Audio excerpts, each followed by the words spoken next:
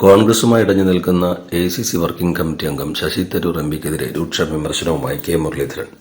നിലപാട് എടുക്കാത്തിടത്തോളം തരൂരിനെ തലസ്ഥാനത്ത് ഒരു പരിപാടിയിലും പങ്കെടുപ്പിക്കില്ലെന്നും മുരളീധരൻ പറഞ്ഞു.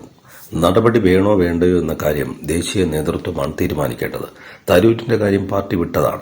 അദ്ദേഹം കൂട്ടത്തിലുള്ള ആളായി കണക്കാക്കുന്നില്ലെന്നും മുരളീധരൻ മാധ്യമങ്ങളോട് പറഞ്ഞു. പാർലമെന്റിലെ വർഷകാല സമ്മേളനം തുടങ്ങാനിരിക്കെ തരൂരിനോട് സ്വീകരിക്കേണ്ട നിലപാട് സംബന്ധിച്ച് കോൺഗ്രസിൽ ചർച്ച സജീവമാണ്. കോൺഗ്രസിനെ പ്രതിനിധീകരിച്ച് ശശി തരൂർ സംസാരിക്കുന്നത് വിലക്കണമെന്നാണ് ഉന്നത നേതാക്കൾ പറയുന്നത്. പ്രസംഗിക്കുന്നതിന് വിലക്കി വിപ്പ് നൽകുന്നതും പരിഗണനയിലുണ്ട്. വിപ്പ് ലംഘിച്ചാൽ ലോക്സഭാംഗത്വം നഷ്ടമാകും. എന്നാൽ അത് തരൂർ അവസരമാക്കുമോ എന്നും ആശങ്കയുണ്ടെന്ന് മുരളീധരൻ പറഞ്ഞു. ശശി തരൂരിനെതിരെ രൂക്ഷ വിമർശനവുമായി മുതിർന്ന കോൺഗ്രസ് നേതാവ് രാജ്മോഹൻ ഉണ്ണിത്താനും രംഗത്തെത്തി. തരൂർ കോൺഗ്രസിനെ കൊണ്ട് നേടാവുന്നതെല്ലാം നേടിയെന്നും രാജ്മോഹൻ ഉണ്ണിത്താൻ മാധ്യമങ്ങളോട് പറഞ്ഞു. ശശി തരൂർ കോൺഗ്രസ് തകരുവാൻ ആഗ്രഹിക്കുന്നുവെന്നും തരൂരിനോടൊപ്പം ഉള്ളവർ കോൺഗ്രസ് തകരണമെന്ന് ആഗ്രഹിക്കുന്നവരാണെന്നും രാജ്മോഹൻ ഉണ്ണിത്താൻ ആരോപിച്ചു.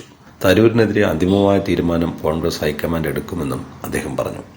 ഇന്ദിരാഗാന്ധിയെ വിമർശിക്കുന്നവർ കോൺഗ്രസ് രക്തമുള്ളവരല്ല. അതിനാൽ തന്നെ ശശി തരൂർ കോൺഗ്രസ്കാരനല്ല എന്നും രാജ്മോഹൻ ഉണ്ണിത്താൻ കൂട്ടിച്ചേർത്തു.